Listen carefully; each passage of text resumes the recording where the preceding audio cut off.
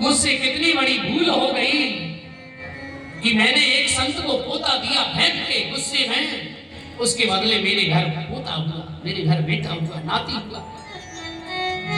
कह रही है पोता दियो ना प्रेम से, मैंने प्रेम से नहीं दिया वो पोता।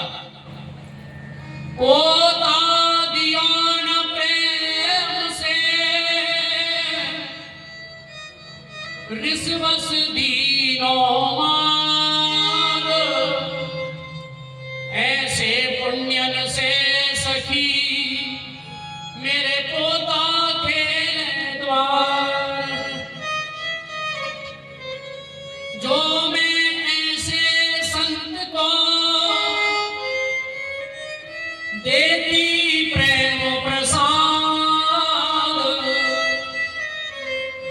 तो घर मेरे सुत उपजते जैसे ध्रुव प्रहलाद।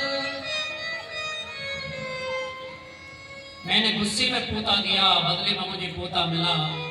अगर मैं उन संत को प्रेम से अगर कोई प्रसाद देती, प्रेम से अगर अन्न देती, प्रेम से यदि धन देती, तो मेरे घर ध्रुव प्रहलाद जैसी पोता उत्पन्न होते। बुढ़िया मैया रोती है। और ध्यान देना, उस संत ने, माधवदास जी ने क्या किया, पोता घर ले जाकर के आश्रम में, मंदिर में, और पोता को धुला, पहले साफ किया बढ़िया, और साफ करके सुखाया, और उस पोता को फाड़ करके बत्ती बनाई। ध्यान देना, संत बुरी से बुरी चीज को भी अच्छा बना देते हैं। मेरे इस कथा कहने का भाव भी यही है कि अगर हम गुरु की शरण में जाएं और सच्चा गुरु अगर है, तो हम पोता की जगह अगर हैं, तो पोते से संत उसको बत्ती बना करके उसका दीप प्रज्वलित मंदिर में कर देता है। भक्त वत्सल भगवान, सच्चा गुरु वही है जो अंधकार से हमें प्रकाश की ओर ले जाए। संत भगवान ने पोता सुखाया और उसको बीच में से फाड़ करके बत्तियां बनाई, लंबी लंबी बत्ती, और दीपक में लगा करके घी डाला, और शाम को जैसे ही माचिस लगाई, सारे मंदिर में प्रकाश हो गया, उजाला हो गया।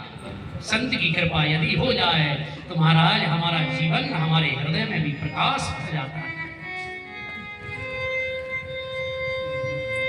अब वो पोता भी देखो, पोता भी अपने आप से कह रहा है कि धन्य है सतपुरुषों का संग, कि धन्य है सतपुरुषों का संग। पोता क्या कह रहा है, धन्य है। पहले मैं कहा था एक बुढ़िया मैया के घर, जो मैं गंदी जगह पर पड़ा रहता था, लेकिन संत का संग मुझे मिला, सच्चे सदगुरु का संग मुझे मिला, बदल देता जीवन का ढंग, ये बदल देता जीवन का ढंग। धन्य है सतपुरुषों का संग। और क्या कह रहा है वो पोता, पोता में रोता था बड़ा,